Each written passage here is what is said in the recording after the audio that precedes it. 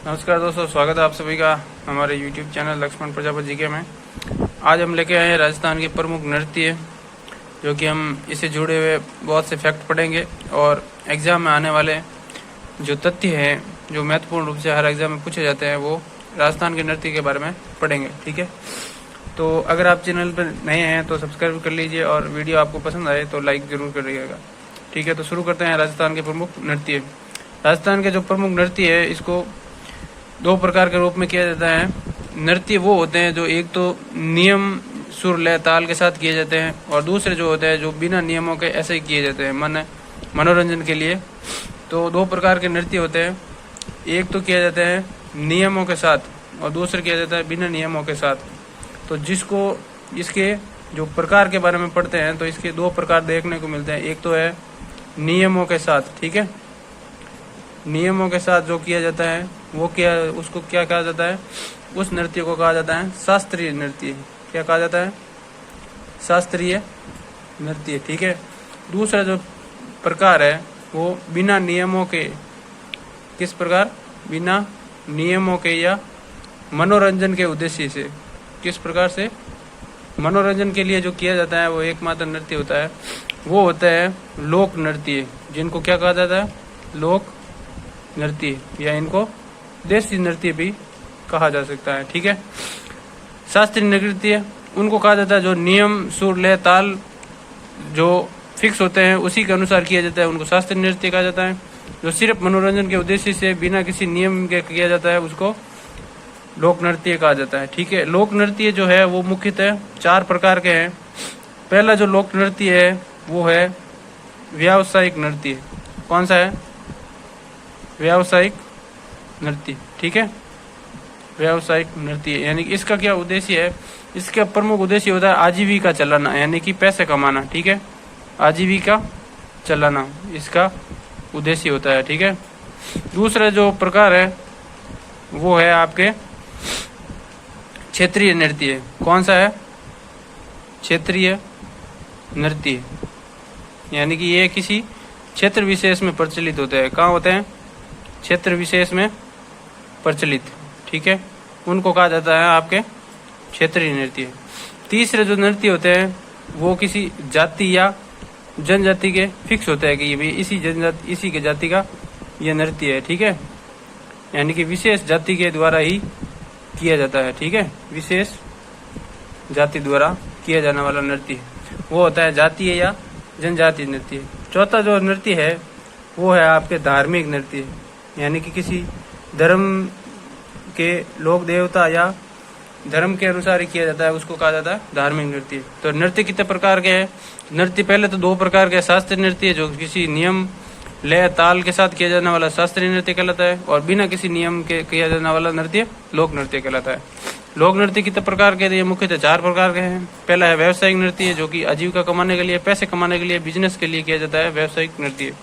दूसरा है क्षेत्रीय नृत्य, जो किसी क्षेत्र विशेष के अंदर ही किया जाता है, यानी कि इसका एक क्षेत्र होता है, दायरा होता है, वहीं पे इसका किया जाता है। जैसे कि घुड़ला नृत्य है तो वो सिर्फ मारवाड़ के क्षेत्र में आसपास में ही किया जाता है। ठीक है, फिर जाति विशेष का किया जाता है, जैसे कि गौरी नृत्य भीलों के द्वारा किया जाता है, तो वो जातीय नृत्य हो गया। ठीक है, धार्मिक नृत्य जैसे कि नेजा नृत्य है, तेजा नृत्य है, वो किसी फिक्स धर्म को समर्पित है तो वो कहलाता है धार्मिक नृत्य। ठीक है, तो हम आगे बढ़ते हैं और पढ़ते हैं आगे नृत्यों के बारे में। तो सबसे पहले हम थोड़ा सा जान लेते हैं शास्त्रीय नृत्य के बारे में, यानी कि शास्त्रीय नृत्य किसे कहलाता है, क्या होता है शास्त्रीय नृत्य, और राजस्थान का कौन सा शास्त्रीय नृत्य है। तो राजस्थान का जो शास्त्रीय नृत्य है वो क्या है? एकमात्र राजस्थान का शास्त्रीय नृत्य है, राजस्थान का एकमात्र जो है वो नृत्य है शास्त्रीय कथक। क्या नाम है शास्त्रीय नृत्य का? कथक जो है शास्त्रीय, वो राजस्थान का एकमात्र शास्त्रीय नृत्य है। इसके जो प्रवर्तक यानी उद्गम जो माना जाता है वो भी राजस्थान से ही माना जाता है। ठीक है, उद्गम कहाँ से माना जाता है? इसका उद्गम माना जाता है राजस्थान से। ठीक है, ये एक बात याद रख लेना, राजस्थान का एकमात्र शास्त्रीय नृत्य कौन सा है? कथक जो है वो राजस्थान का एकमात्र शास्त्रीय नृत्य है।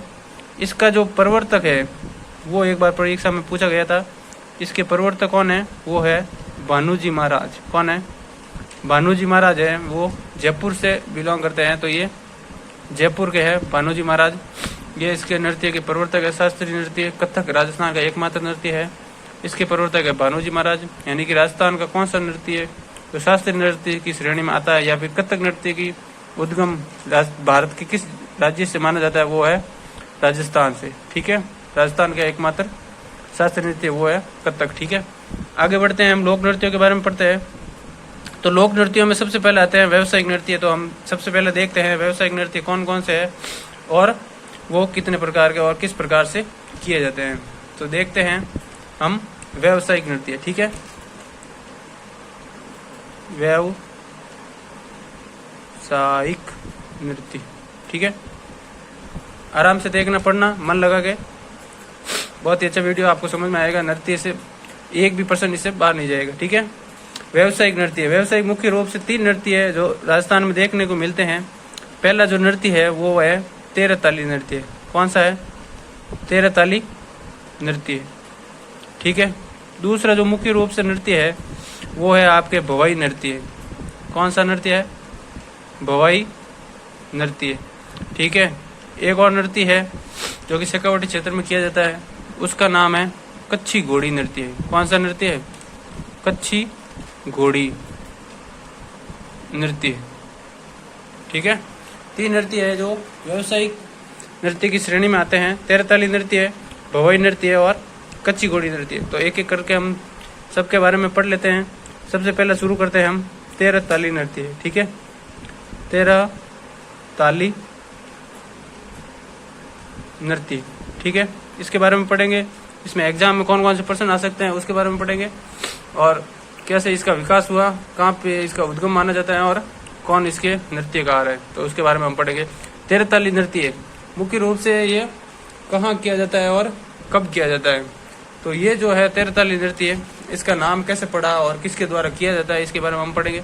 तो 13 ताली नृत्य है जो ये किसके द्वारा किया जाता है, यानी कि कौन इसको करता है, वो प्रमुख रूप से कामड़िया पंथ की जो महिलाएं हैं उनके द्वारा इसको किया जाता है। यानी कि कामड़िया पंथ द्वारा ये नृत्य किया जाता है। ठीक है, यह बात आप ध्यान रखना कि कौन करता है इस नृत्य को सबसे ज्यादा, कामड़िया नृत्य की, कामड़िया पंथ की महिलाएं। ठीक है, और ये कहाँ या कब किया जाता है इस नृत्य को सर्वाधिक, तो ये किया जाता है बाबा रामदेव मेला में।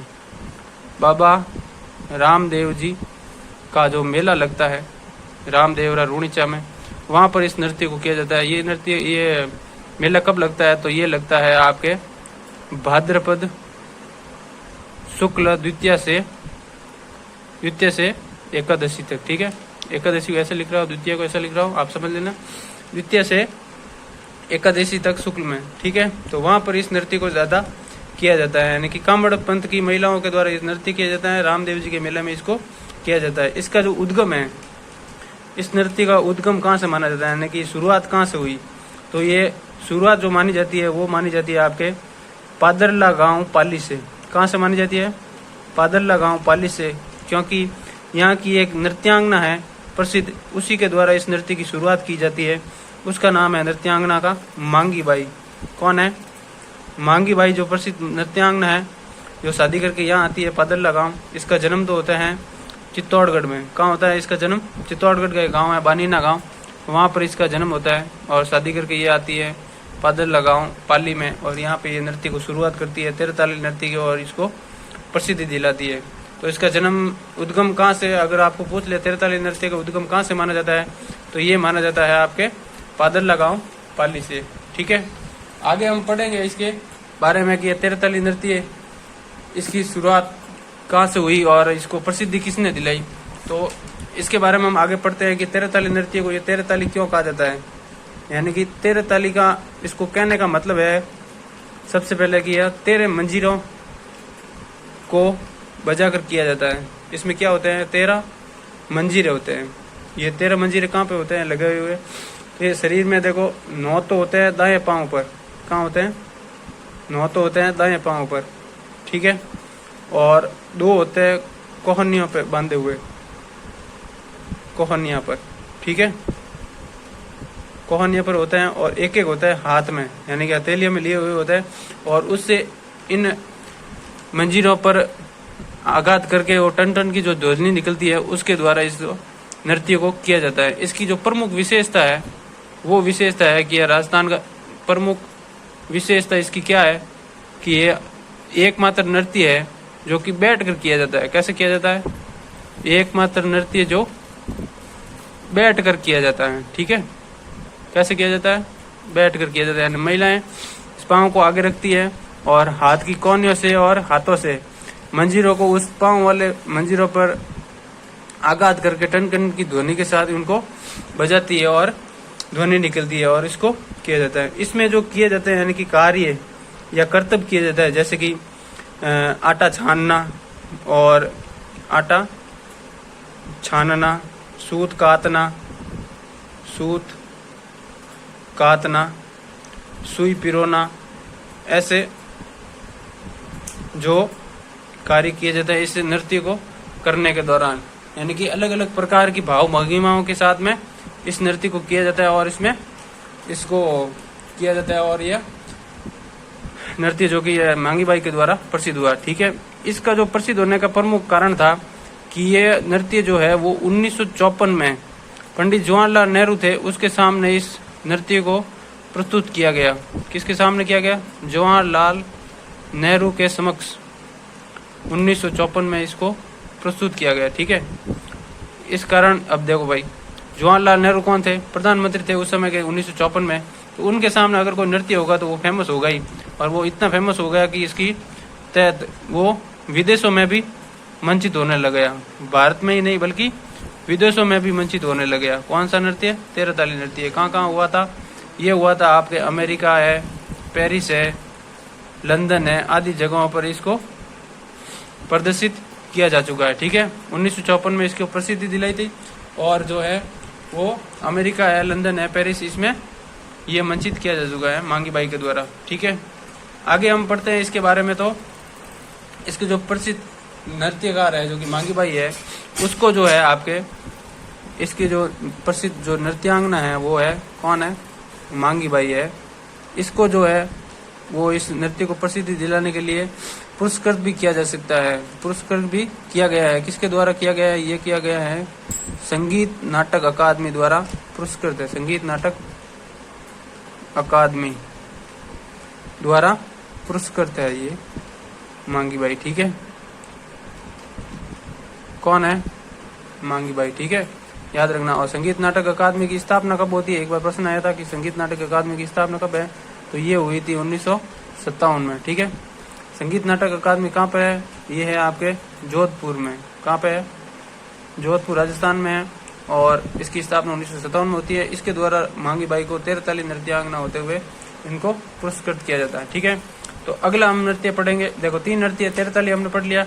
अगला है भवई नृत्य और उसके बाद में कच्ची घोड़ी नृत्य। ठीक है, इसके बाद में हम पढ़ते हैं आपके व्यावसायिक नृत्यों का दूसरा प्रमुख नृत्य है वो है आपके भवाई नृत्य। कौन सा नृत्य है? भवाई नृत्य। ठीक है, इसके बारे में पढ़ेंगे। भवाई नृत्य का जो प्रमुख क्षेत्र है वो जो क्षेत्र आपके मेवाड़ क्षेत्र में यह प्रमुख रूप से किया जाता है। कहाँ किया जाता है? मेवाड़ में। यानी कि मेवाड़ तो पहले रियासत थी, अब कहाँ है इसका पूछे क्षेत्र, तो ये किया जाता है लगभग उदयपुर संभाग में। कहाँ किया जाता है?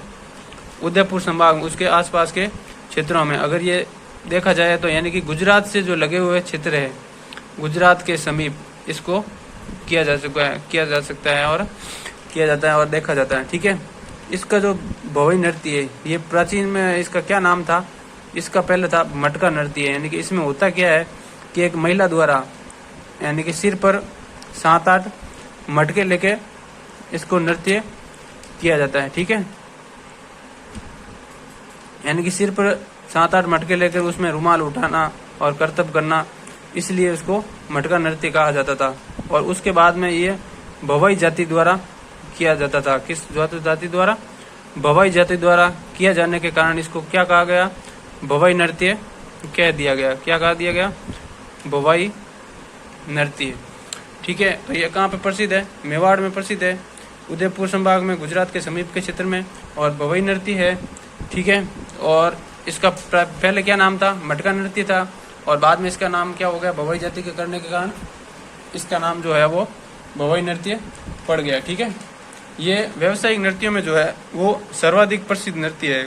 क्या है, सर्वाधिक प्रसिद्ध है ये नृत्य। ठीक है, याद रखना कौन सा नृत्य है, भवई नृत्य, जो इसको जो है वो प्रसिद्धि दिलाई थी। और इसके जो प्रवर्तक है, यानी कि इसके जो पहले प्रवर्तक पढ़ लेते हैं, यानी कि इसका जन्मदाता कौन है, तो उसको माना जाता है आपके भानुजी, या नहीं बागोजी, भानुजी तो माना है कथक है, और इसके प्रवर्तक माना जाता है आपके बागोजी जाट, बागोजी या नागोजी जाट को माना जाता है। ठीक है, जाट, इसको ये प्रवर्तक माना जाता है भवई नृत्य का। ठीक है, इसको जो ख्याति दिलाने वाले थे, यानी कि इसको ज्यादा फेमस किसने किया, ख्याति दिलाने वाले थे वो थे आपके लोक कला मंडल के अध्यक्ष थे, उनका नाम था देवीलाल सांबर। कौन था, देवीलाल सांबर, यानी कि भवई नृत्य को अत्यधिक ख्याति किसने दिलाई, देवीलाल सांबर ने। अब ये भी प्रसिद्ध आदमी थे, तो इसको करने वाले तो ख्याति तो परवाह करेंगे, क्योंकि ये देवीलाल सांबर जो थे वो थे भारतीय लोक कला मंडल के अध्यक्ष थे। कौन थे, भारतीय लोक कला मंडल जो है ये कहाँ पे है, उदयपुर में है, इसके जो अध्यक्ष थे कहाँ है, उदयपुर में। ठीक है, इसके ये क्या थे, अध्यक्ष थे, तो इसके द्वारा इनको ख्याति दिलाई गई, किसके द्वारा, देवीलाल सांबर के द्वारा। ठीक है, और प्रवर्तक कौन थे आपके, बागोजी जाट है। ठीक है, तो अब हम इसके प्रमुख नृत्यकार या कलाकार के बारे में पढ़े, तो वो कौन कौन से थे एक बार हम देख लेते हैं। यानी कि भवई नृत्य के जो नृत्यकार है, यानी कि भवई नृत्य किन किन के द्वारा किया जाता था, तो फेमस नाम आता है आपके रूप सिंह का। किसका नाम आता है, एक रूप सिंह शेखावत का।